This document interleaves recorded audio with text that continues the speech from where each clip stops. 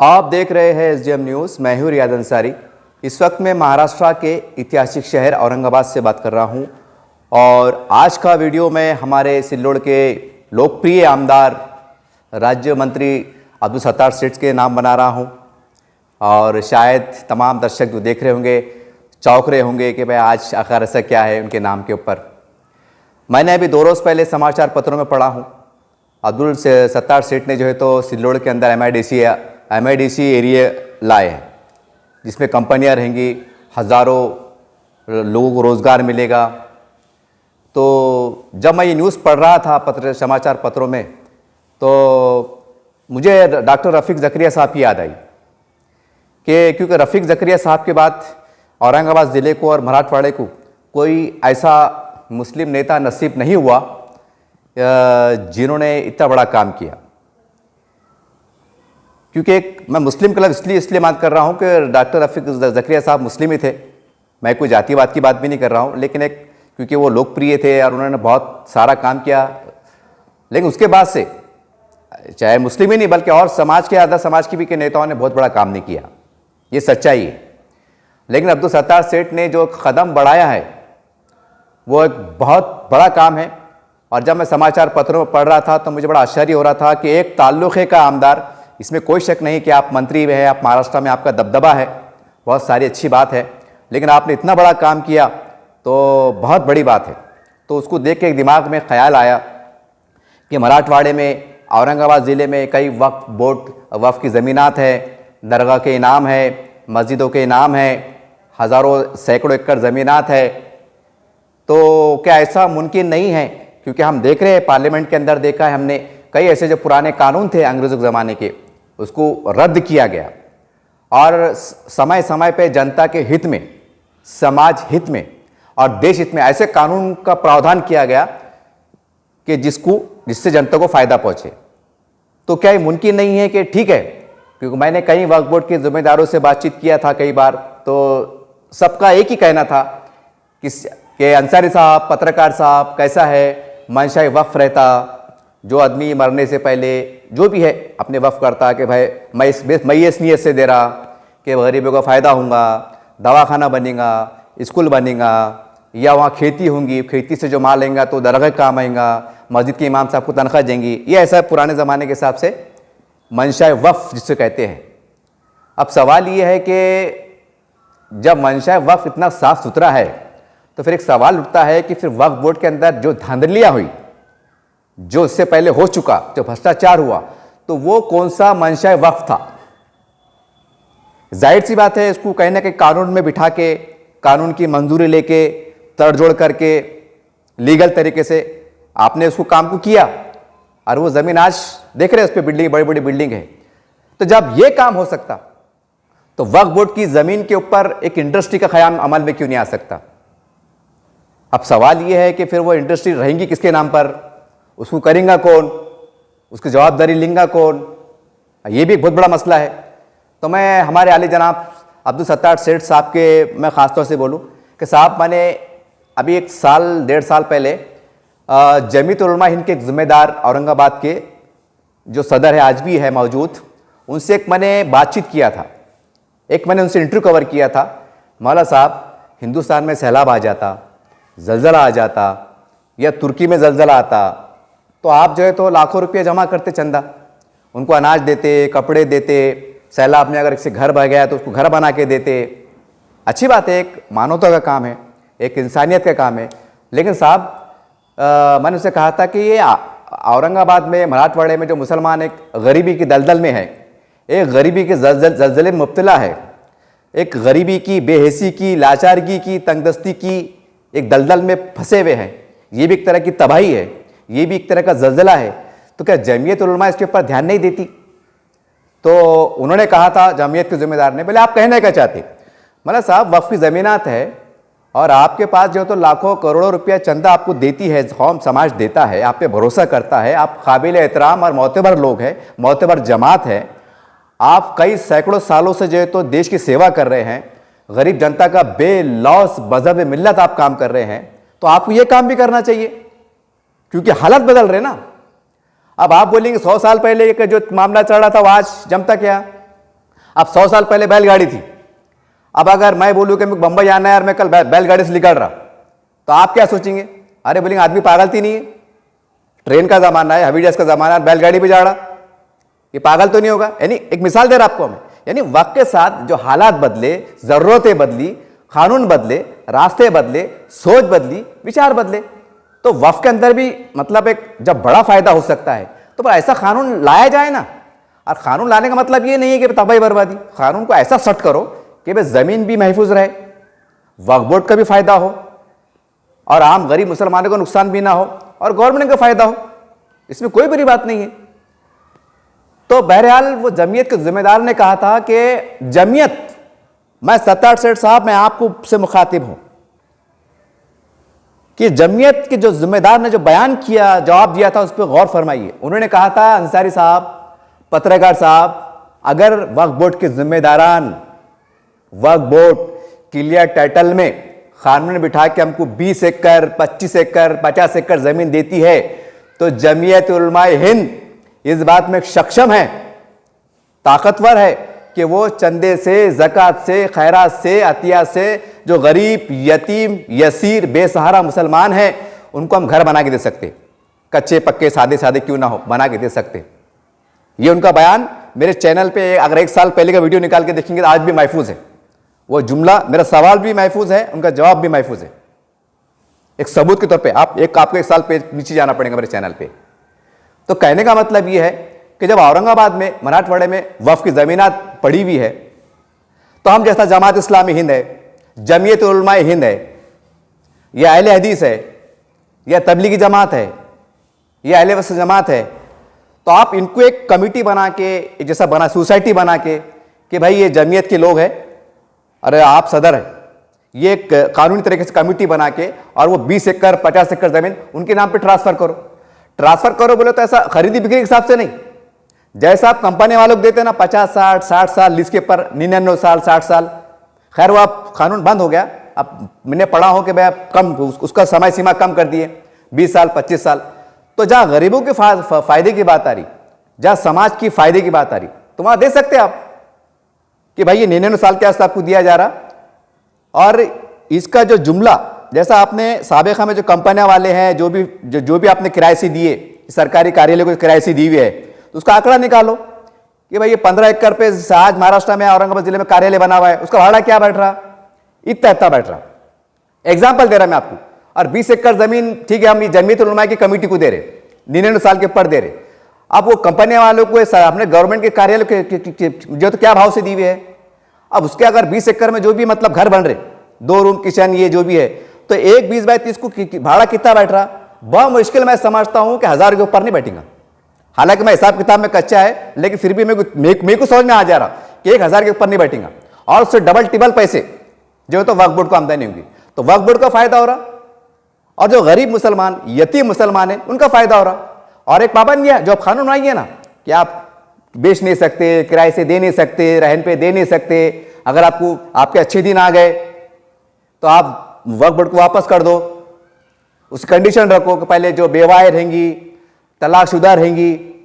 जो यतीम बेसहारा लोग रहेंगे, जो सस्ते गुर्बत पे नीचे जिंदगी गुजारने वाले रहेंगे, उनकी इंक्वायरी होंगी। टाइम पड़ा तो पुलिस से इंक्वायरी होंगी कि आप रहते कहाँ। इतने कड़ा कानून कायदे में इंक्वायरी करा के गरीबों को बैठाओ, तकलीफ होंगी लेकिन काम आसान हो जाएगा। मकसद क्या है? जमीन पड़ी हुई है, और मंशा वक्फ का मतलब क्या था मोटे मोटे भाषा में कि भाई ये जमीन से फायदा पहुंचे, दरगाह को पहुंचे, मस्जिद को पहुंचे, या फिर गरीब मुसलमानों को पहुंचे, मतलब कोई भी शक्ल में फायदा पहुंचे। तो ये भी फायदा है ना। यानी जो सैकड़ों एकड़ 50 एकड़ जमीन जो कंपनी को गई हुई है, जो कार्यालय पे गई हुई है, उसका भाड़ा निकालो ना, भाड़ा मट्टी मोल। तो भाई यहां दो ना, यहां मट्टी मोल के अलावा आपको 10% भाड़ा बढ़ के मिलेगा, और कानून में बिठा के दो। ये हो सकता, क्यों नहीं हो सकता? जब मैं औरंगाबाद की मिसाल अगर लूं, एमएम शेख साहब जो आमदार एमएलसी रह चुके, उनके बंगले के सामने आस्तिक कुमार पांडे साहब जब म्युनिसिपल कमिश्नर हुआ करते थे, आप जिला अधिकारी साहब हैं, उन्होंने जो तक एक पेट्रोल पंप बनाए सरकार की जमीन पे, पेट्रोल पंप से कंपनी से माहिदा करे। आज सालाना उनको मैं समझता हूं कि 30 40 50 लाख का फायदा हो रहा। और जमीन कितनी बड़ी है? मैं समझता हूं कि ज्यादा भी नहीं, आधा एकड़ से भी कम होंगी, शायद आधा एकड़ के बराबर होंगी। या पौने एक करूंगी, इससे ज्यादा नहीं हो सकती। तो सालाना जो तो लाखों का फायदा, अब यहां हजारों लाखों एकड़ पड़ी हुई है जमीन टच पे, हाईवे पे, तो फिर इसका भी फायदा उठाना पड़ेगा ना। तो कहने का मतलब यह है कि हमारे पास कई ऐसे बिल्डर लॉबी है, कई ऐसे जो मालदार तबके के लोग हैं, हमें ऐसा कानून बनाए ना, लचकदार कानून ऐसा बनाए कि भाई वक्फ बोर्ड जमीन वक्फ के ताबे में रहना, जब सरकार की जरूरत पड़ी सरकार आधी रात को ताबे में ले सकती, ना तो वो हाई कोर्ट जा रहे, सुप्रीम कोर्ट जा रहे बोलते, वो वैसा नहीं, साफ सुथरा क्लियर टाइटल में कि भाई 1 रुपया आ रहा, 4 आने वक्फ बोर्ड को दो आप, 12 आने आपका। जैसा पेट्रोल पंप डाले, सब तुम लागत फागत सब तुम्हारी। साल में कितना कमा रहे आप, एक एग्जाम्पल 50 लाख कमा रहे, 10 लाख वक्फ बोर्ड को देना, सालाना वक्फ बोर्ड को 10 लाख सालाना देना। और यहां सालाना क्या जा रहा, जब 15-15 20 एकड़ जमीन गई हुई है तो क्या जा रहा, आप देखो ना, आप पर रिकॉर्ड है ना, उनके गैजेट नंबर है, क्या है, कब से है, कैसे है, कौन लीडर है, कौन नेता है, कौन क्या है, कौन किसके, आपको सब मालूम है। आपको कोई मसला नहीं है आपके लिए मालूम करना, अगर थोड़ा अगर नहीं भी मालूम होगा तो साहब मैं ये कौम के दर्द से आपको आवाज दे रहा हूं। और मैं आपका नाम लेके भी इसलिए बोल रहा हूं क्योंकि आप जब जिस काम में हाथ डालते हैं उसमें आप कामयाब होते हैं, विजय होते हैं। क्योंकि आपके नाम अब्दुल सत्तार, मैंने एक बार आपका भाषण पढ़ा था, अब्दुल सत्तार, मेरे नाम में सत्ता है बोले, तो मेरे एकदम जहन में आया कि जब अब्दुल सत्तार साहब एक तालुके के सिल्लोड़ के आमदार, ठीक है आप राज्य मंत्री है, सारी बात है, आपका दबदबा है, सारी बातें है, आप इतना बड़ा काम कर सकते, तो यहां पर हजारों एकड़ जमीन पड़ी हुई है। तो आपसे गुजारिश है साहब कि इसके ऊपर थोड़ा सा, अगर कानून नहीं भी है, क्योंकि मैं नहीं कोशिश कर रहा, हालांकि मैं कोई नहीं, एक छोटा साधारण नागरिक हूं, लेकिन एक जागरूक नागरिक हूं,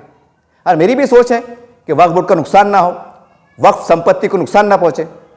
तो कुछ तो करना पड़ेगा। मैं वहां बात किया कई लोगों से, तो सब ये बोले वो मंशाए वक्फ है, वो एक्ट है, वो ऐसा नहीं कर सकते, वो वैसा नहीं कर सकते। तो मेरे जहन में ख्याल आया, मैंने बोला भी कई लोगों को, मैंने साहब जब आप इतनी बारीकी से बता रहे मंशाए वक्फ, तो भी ये लूट मार हुई, लीगल तरह से बिठा के दिया गया, ये कौन सा वक्फ था, ये कौन सा मंशाए वक्फ था। और मुसलमान लीडर कई हैं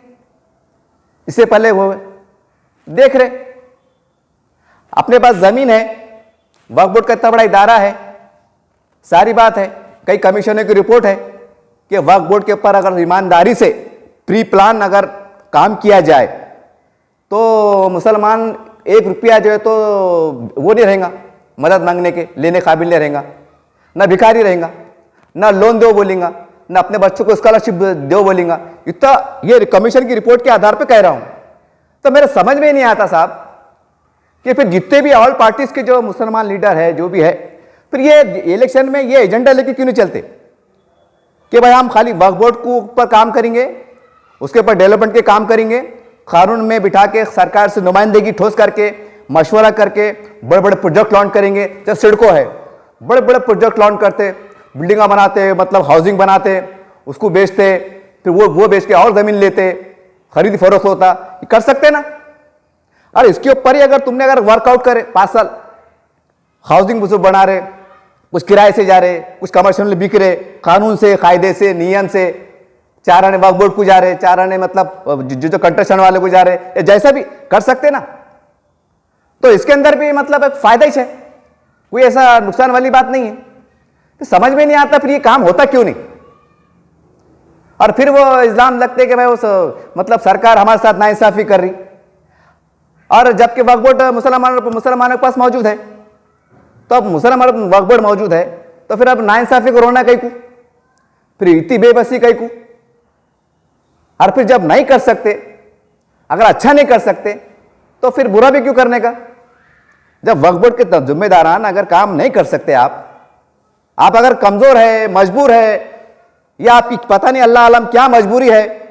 तो छोड़ दो ना। कम से कम आखिरत में ये तो बोल जगह रहेंगे अल्लाह ताला वहां बहुत लफड़े थे, वहां बहुत लोचे थे, वो तो तेरे को मालूम कि अंदर क्या गुंडी अटकी हुई थी, किसी क्या थी और क्या मामले थे। हम बेबस थे करके हमने बोले तोबा तोबा तोबा, ये इसमें जाना भी नको। क्यों? क्योंकि जब कुर्सी पे बैठेंगे तो फिर अल्लाह पूछेगा ना, अल्लाह पूछेगा ना, ए बंदे मैंने तो कोई यतीम का, यसीर का, गरीबों का, यतीमों के वक्फ बोर्ड की शक्ल में एक जिम्मेदार बनाया था, जिम्मेदारान थे, तो गरीबों के लिए तुमने क्या करे, तो वहां नहीं बोल सकते ना ऐसा, वो भाजपा की सरकार थी, वो सेना की सरकार थी, वो आगाड़ी थी, पिछाड़ी थी, वहां नहीं चलेंगे ना ऐसा। अल्लाह बोलेंगे भाई तुमने क्या करे, ठीक है तुम नाकाम हो गए थे, तुम रोड पे आए थे क्या, तुम गरीबी के वास्ते एक लोकशाही अंदाज से, मतलब अच्छे अंदाज से, जबरन अंदाज से जेल में गए थे क्या, जैसा छोटे छोटे दिगर मामला कैसे कोर्ट में चल जाते, कचहरी में चल जाते, गए थे क्या, तो क्या जवाब देंगे, क्या बोलेंगे नहीं वो मामला अलग था, ये मामला अलग, ऐसा कुछ बोलेंगे क्या,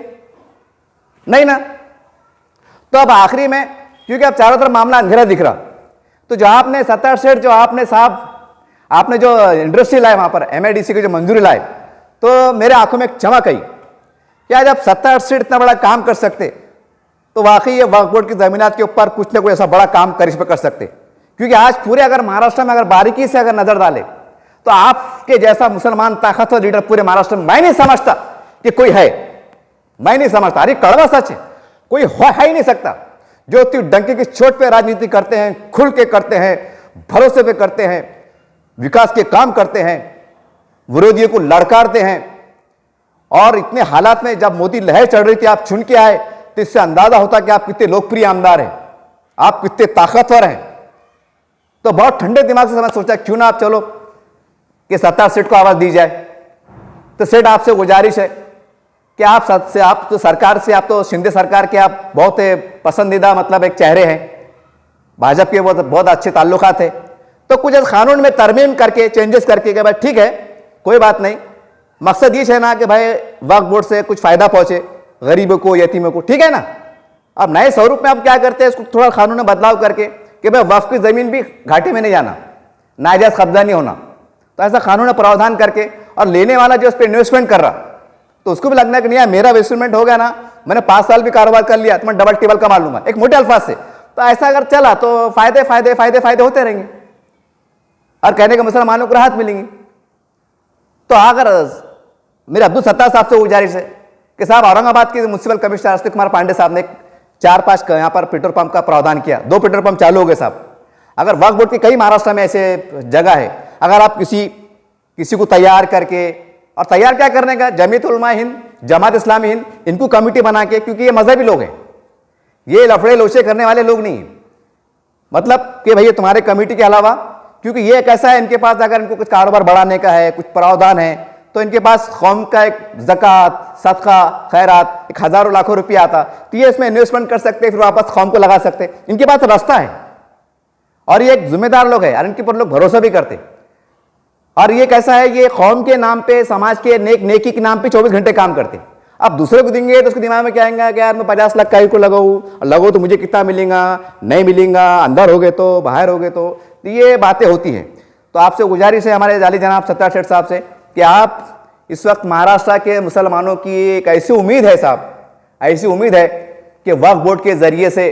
वैसा गवर्नमेंट की स्कीमात तो बहुत होती है, लेकिन अगर आप थोड़ा सा अगर गवर्नमेंट पे दबाव डाले, उनसे बातचीत करें और एक कानून में बिठाकर,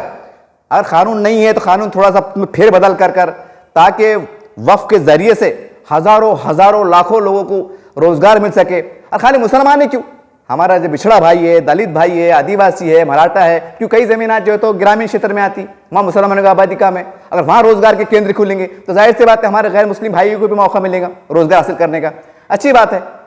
तो बहरहाल ये बहुत ज़रूरी है। और जैसा मैंने आपको कहा कि जमीयत के उलमाए के जिम्मेदार का खुद का बयान है कि अगर वक्फ बोर्ड हमको ये मौका फराहम करता है, अगर कानूनी तरीके से हमको ज़मीनात हमारे हवाले करता है, क्योंकि हम हमारी नीयत को कब्जे की नहीं है, हम सस्ते से, खैरात से, ज़कात से मुसलमानों को घर बना के दे सकते, कारोबार से लगा सकते, और उसमें बीच का रास्ता कैसा निकालना है कि भाई उसके ऊपर से कुछ टैक्स की शक्ल में, कुछ कम किराए की शक्ल में, कि भाई वो भी आसानी से अदा कर सके, वक्फ बोर्ड को फ़ायदा हो सके, तो वो हो सकता, ये बिल्कुल हो सकता। अगर आप मेरी आपसे गुजारिश है कि भाई जमीयत उलमा की जिम्मेदार है, जमात इस्लामी की जिम्मेदार है, जो है ये समाज का काम करते, ये हर एक्टिविटी में शामिल रहते, नेक काम में शामिल रहते, तो आप इनको बुला के मीटिंग लीजिए ना कि भाई आइए मैं आपसे मीटिंग करता हूं कि देखिए मैं अगर आपको जमा के दूं, अगर ऐसा कानून से हम आपको दे तो आप कंपनी चला सकते क्या, आप कुछ क्या काम कर सकते हैं, आप अच्छे अंदाज से क्या कर सकते,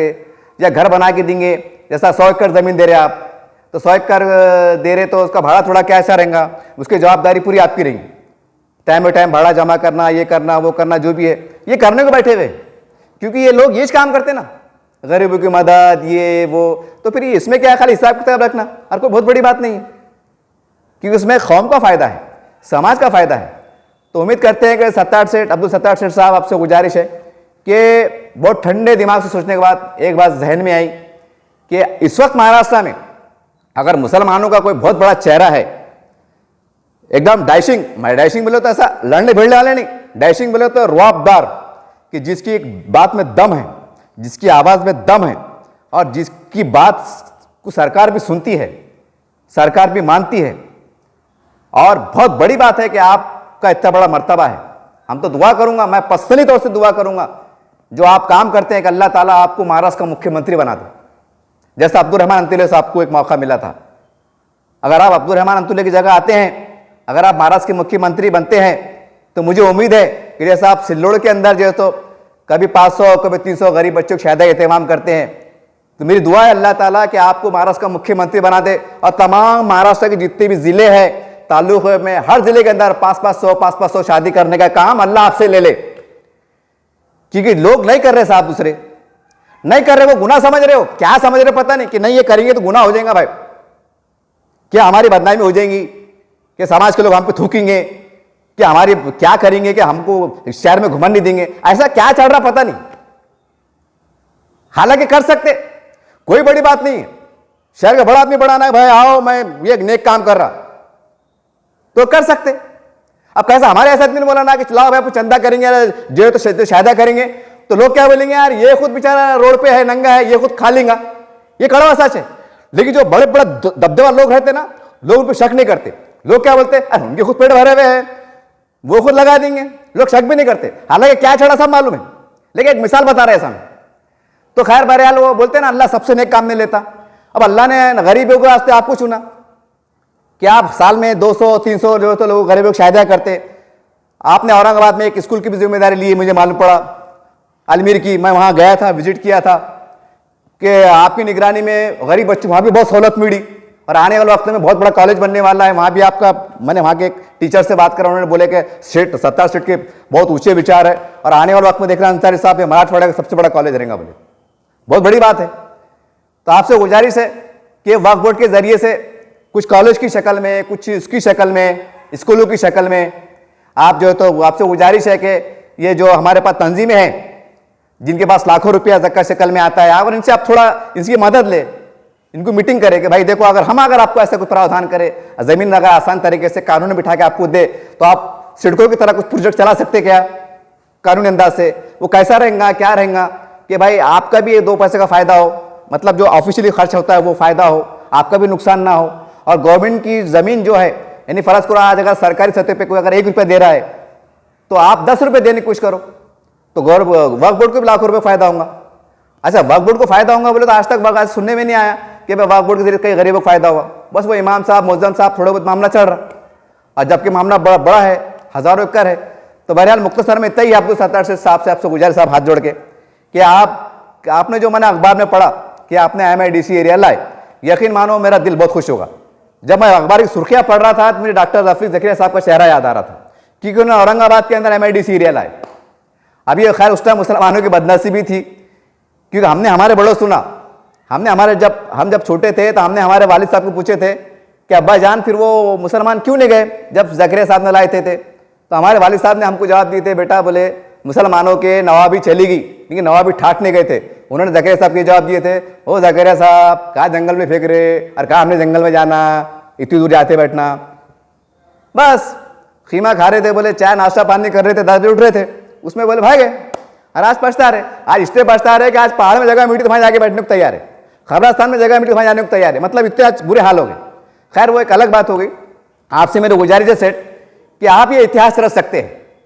क्योंकि आज इतिहास रचने में अगर कुछ है इनकलाबी शख्सियत, मैंने बहुत ठंडे दिमाग से नहीं, आप पूरे महाराष्ट्र में आप ये अकेला चेहरा ऐसा है